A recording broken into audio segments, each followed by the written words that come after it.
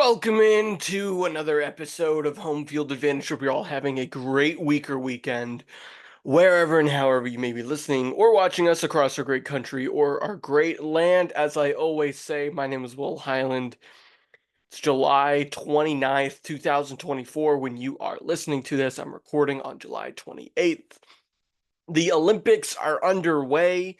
The games taking place in Paris, France, kicked off on Friday. We'll get to that toward the end of the show. It's a great time of year if you love sports, if you just love the power of sports and the different kind of sports that you see. Of course, we have basketball and we have, swimming and track and field and some things that Americans are familiar with, but there's also some other stuff, handball, other things that are, sort of new to us. And we get a chance to watch it during the summer games. So I'm excited for that. We'll talk a little bit about the Summer Olympics, like I said, at the end of the program.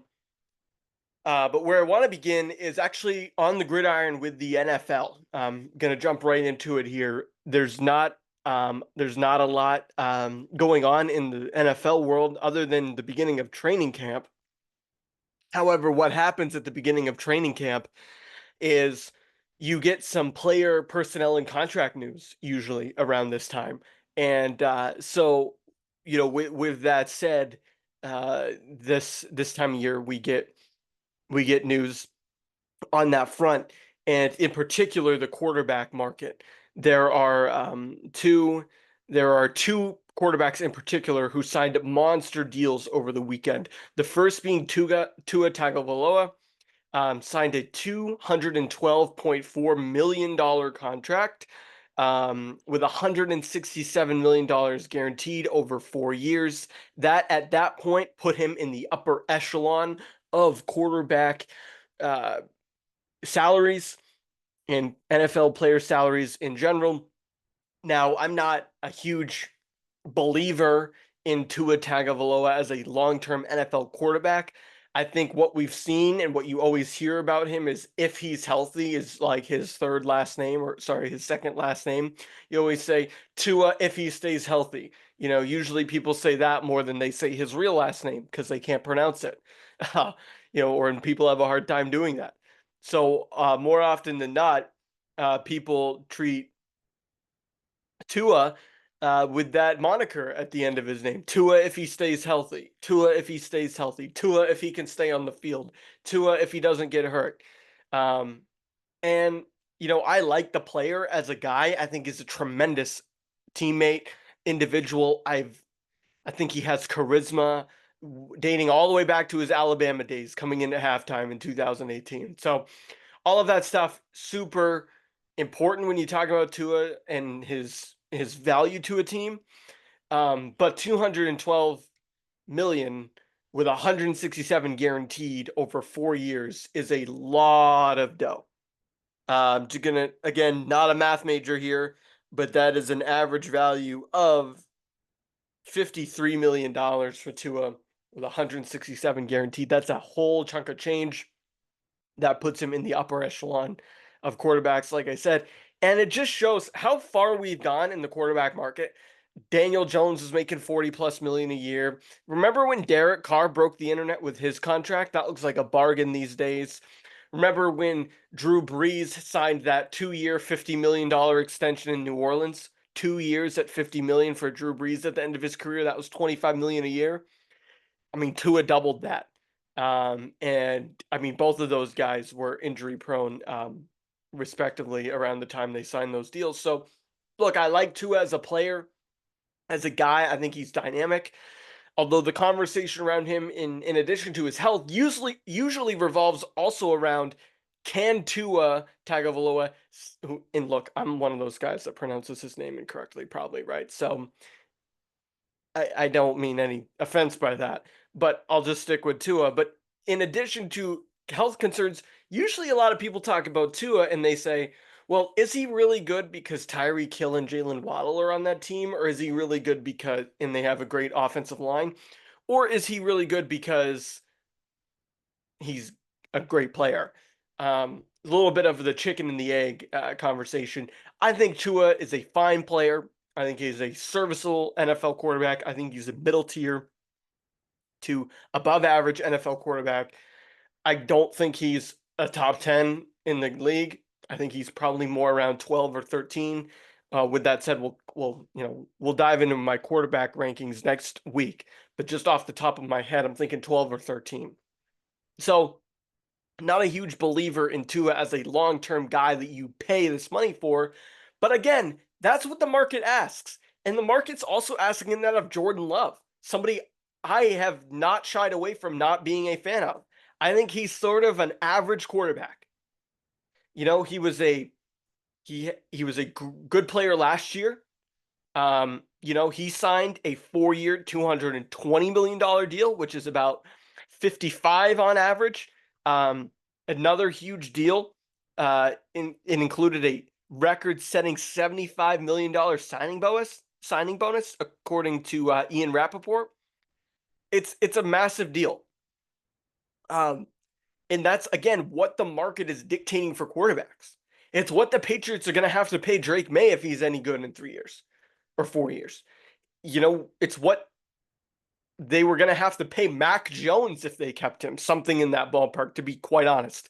Even though Mac Jones wasn't that good, painful for me to say, but it's true. If you think about Daniel Jones, 40-something million dollars a year for Daniel Jones. Jordan Love, $55 million a year for a guy who started one playoff game and really, been a starting quarterback for 1 year? That's what the market is dictating, and it's insane. It's truly insane. It's one thing for Drew Brees at the end of his career, and this was 5 years ago, to sign that massive contract that we all thought was big back then. Think about Patrick Mahomes when he signed his a couple of years ago. He's a Super Bowl winner. Joe Burrow, same deal. He's been to a Super Bowl. He was the number 1 overall pick. His number 2 in that class is Tua, and that's what you're going to have to pay to keep Tua there. Same thing, Jordan Love, drafted really high, that same exact draft as Joe Burrow and Tua. That's what you're going to have to pay if you're going to keep one of these players on your roster. And it seems like the Dolphins and the Packers are invested enough in these players, obviously, to make that kind of financial risk. The same way I was teetering on Lamar. Lamar proved me wrong. He had an MVP season last year. I don't think Lamar is going to be a impact player in 4 or 5 years, but I'm not writing the checks. So it's just, you have to think about it. It's a different NFL, right? You're always going to hear the people say, oh, well, why do these people make money this much? It's because it's what people are willing to pay. And the Packers and Dolphins were willing to pay $50+ million a year for 2 quarterbacks who really haven't done much of anything, substantial. It just shows that they want to keep their franchise quarterback in the building. We've seen these conversations happen before, too, with other guys who are on the fringe. Think about Dak Prescott. Think about Jared Goff. Think about Matt Stafford early on in his career, or any of these people who Geno Smith got an extension. Now, obviously not in this ballpark, but what were the Seahawks doing extending Geno Smith last year, right? They should have been involved in the quarterback sweepstakes this year.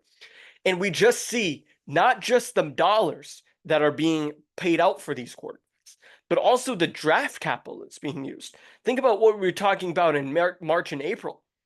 All these quarterbacks being drafted high, what the Vikings were willing to do for J.J. McCarthy, what the Broncos did for the kid from Oregon there, Bo Nix, what the Patriots did for Drake May, who's played 2 years of college football as a starter.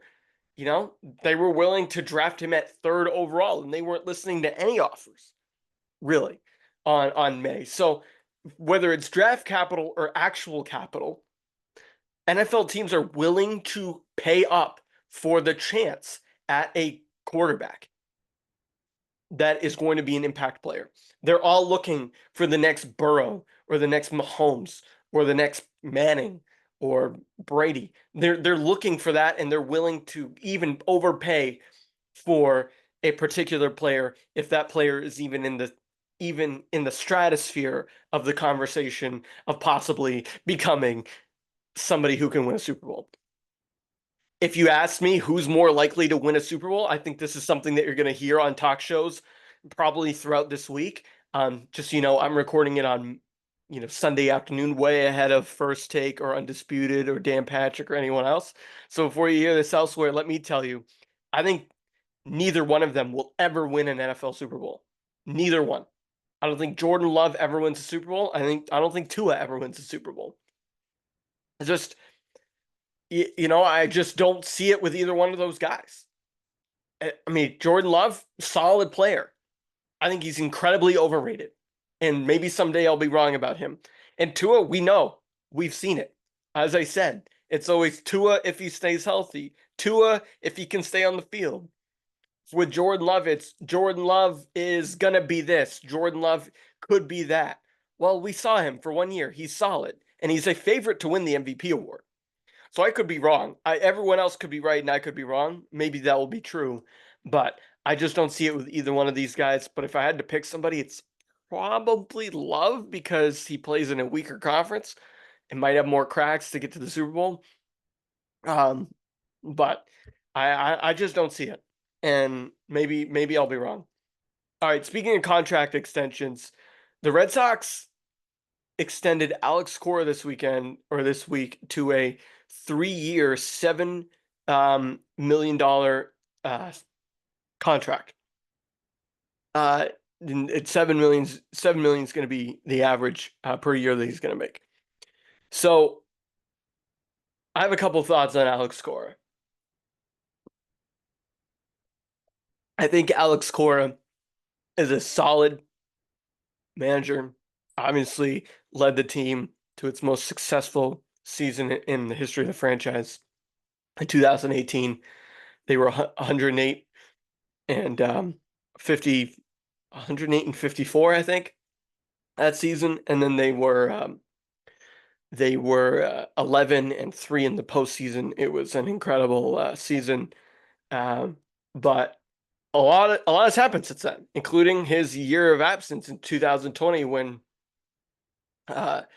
he was implicated in the cheating scandal with the Houston Astros from his time there.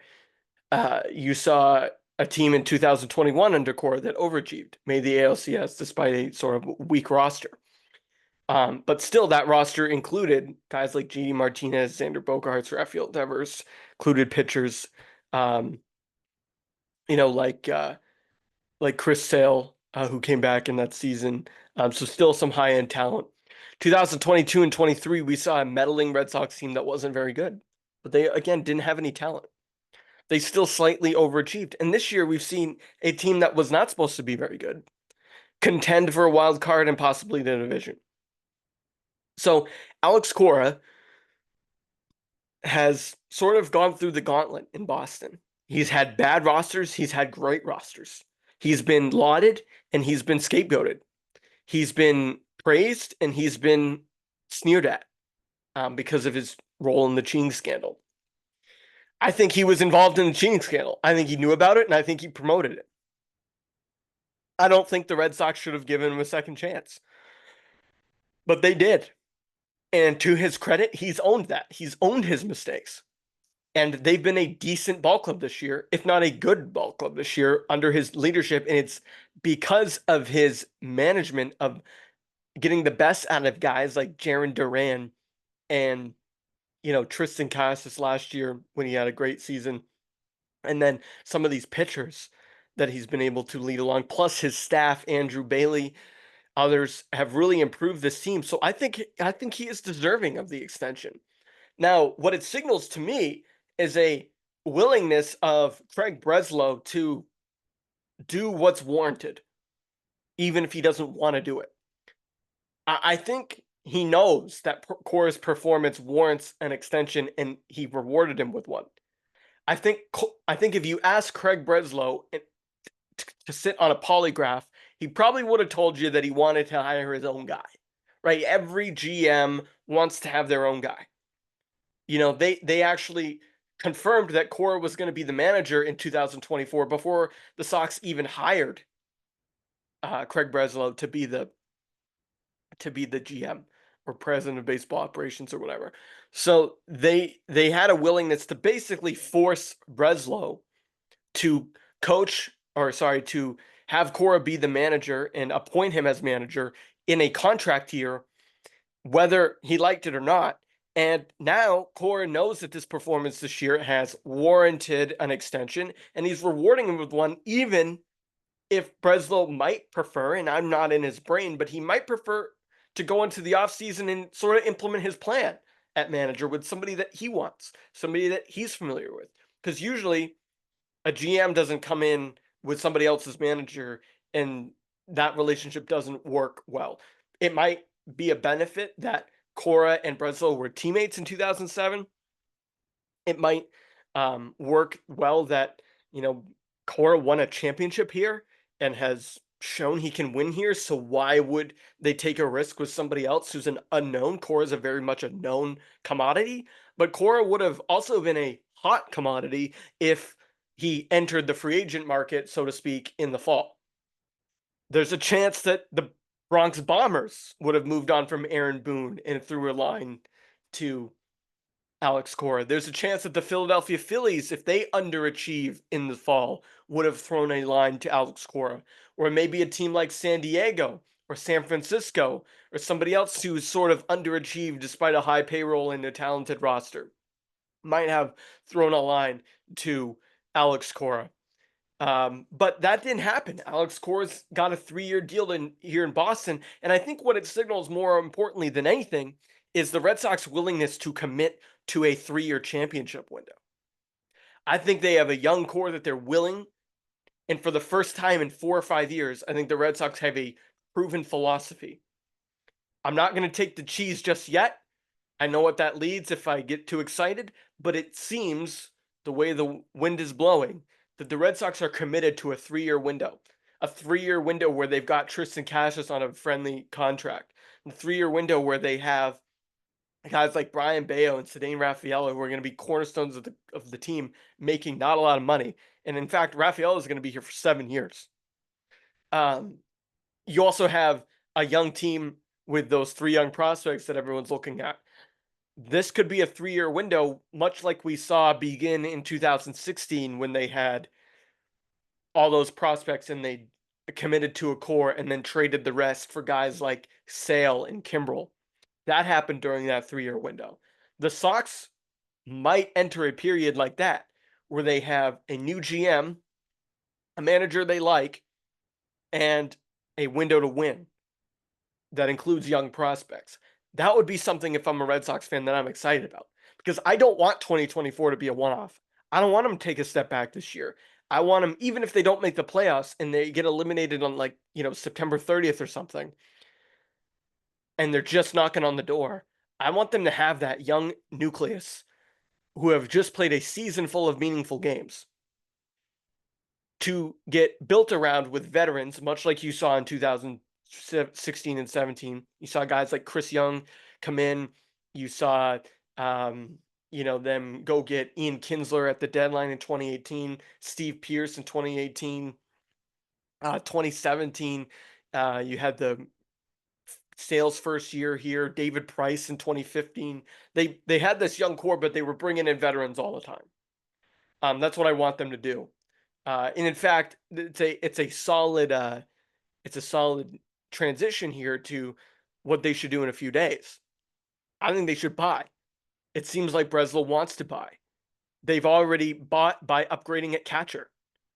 It was not a happy ending, so to speak, for Reese McGuire here in Boston, right?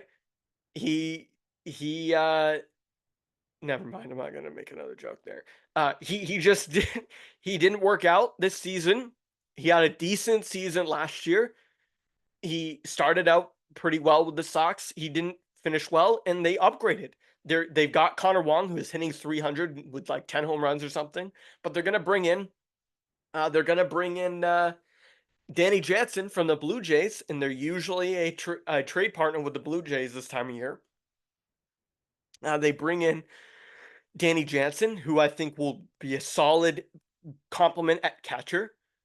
And you've seen them sort of hint that they're going to be in the starting pitcher market, even though they already brought in James Paxton.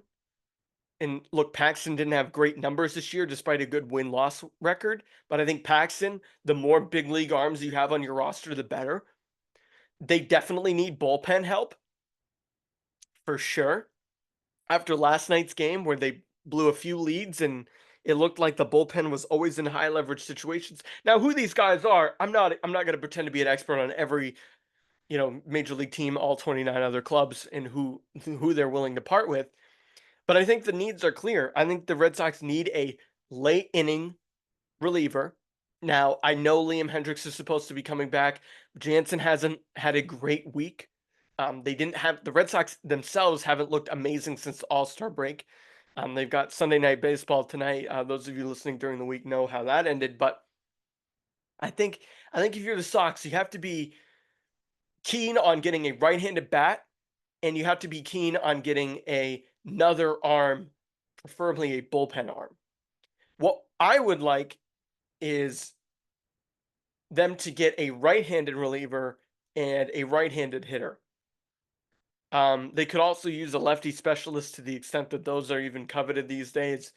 But they have a opportunity to turn a good team into a very good team. Will they be an American League favorite no matter what happens at the deadline, even if they knock it out of the park?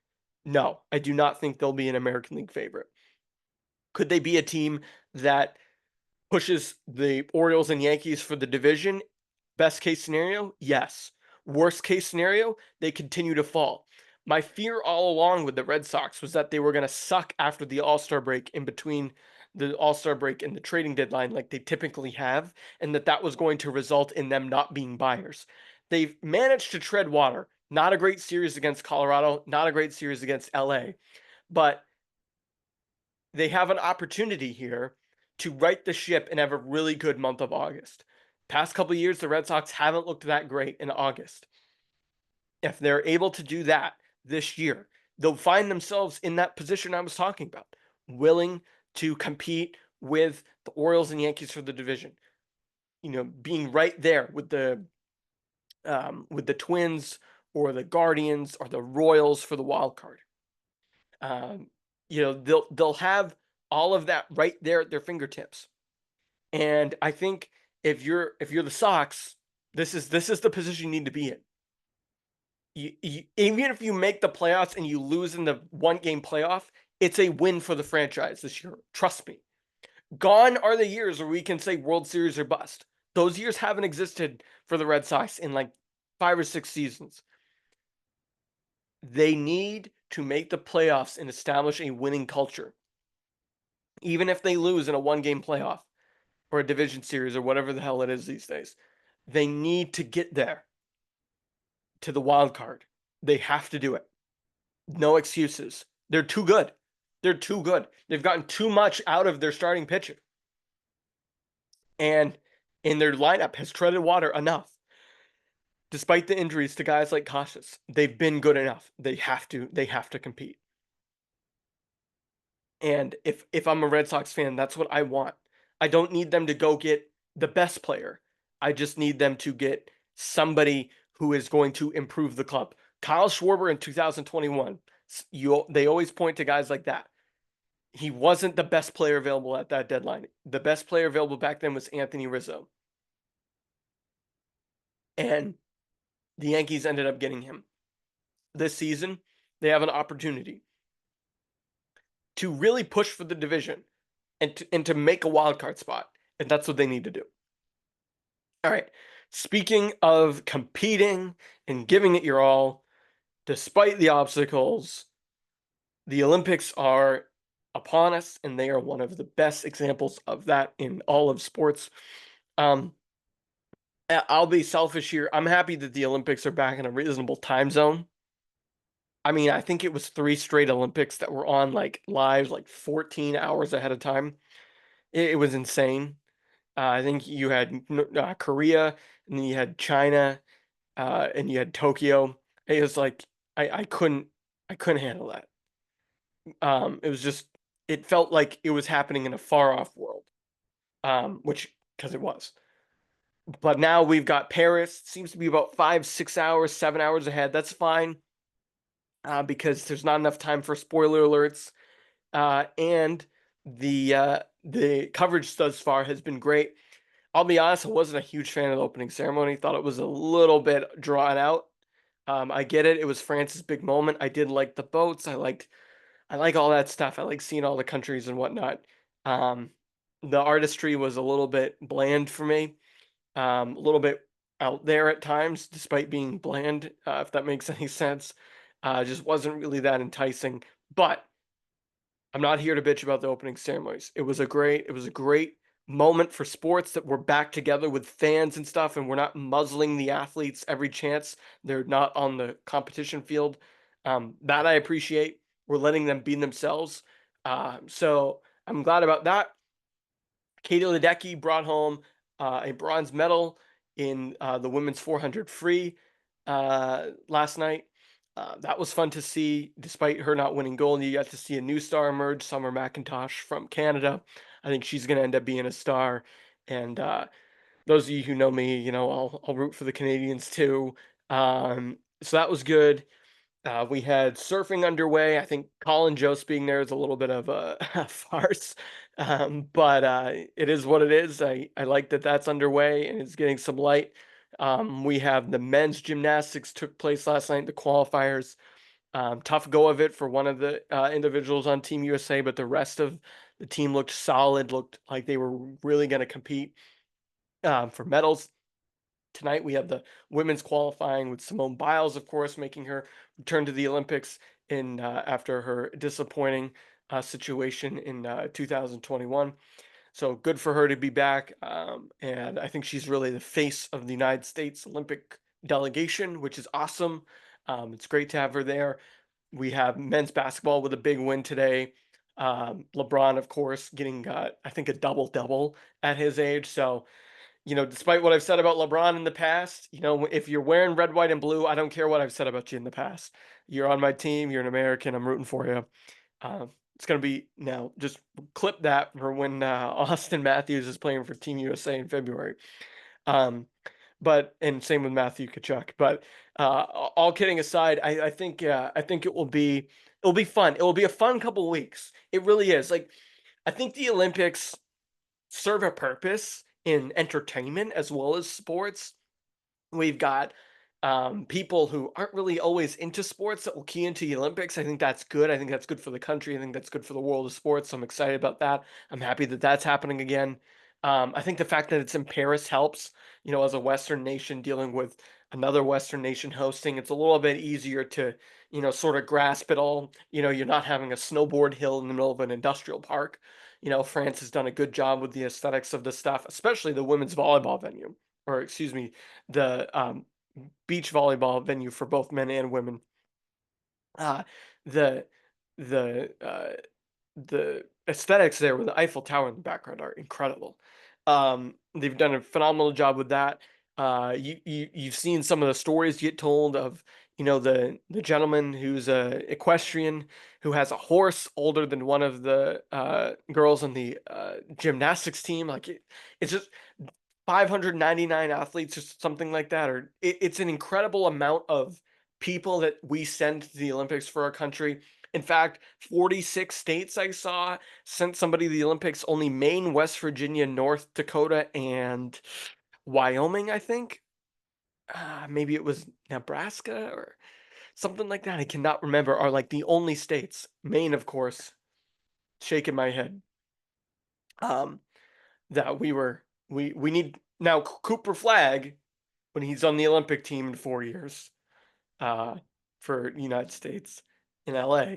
We'll be able to claim him uh, in the Pine Tree State. But for now, uh, we don't have anybody. That aside, to see all those players and athletes and individuals from across the country go there, join as one, wave the American flag as one. I know it sounds kind of corny, but it makes you feel good inside to see the unity of Team USA in a time that I don't have to tell you isn't exactly very unifying around here. This is a sports podcast, not a news podcast, but I'll leave it at that.